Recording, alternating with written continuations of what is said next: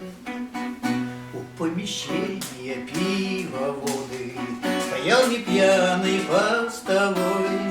Он вышел с родом из народу, как говорится, парень свой. Он вышел родом из народу, как говорится, парень свой.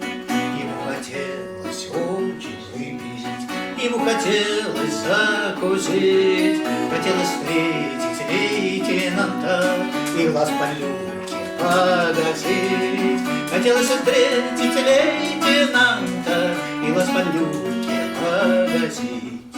Однажды ночью он сменился, купил бутылку коньяку и возносился до потемнения в мозгу. И возносился до потемнения в мозгу. Вот деревня древняя, Ольховка.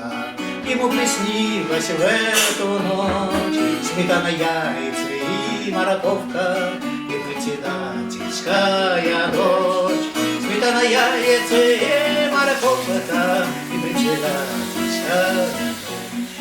Затем он выпил на дежурстве, и лейтенанта толкнул. И снились пиво, снились воды, и в этих водах он тонул. И снилось пиво, снились воды, и в этих водах он тонул.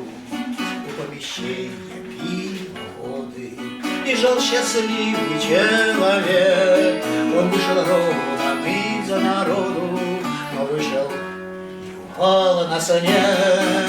Он вышел родом из народу, но вышел и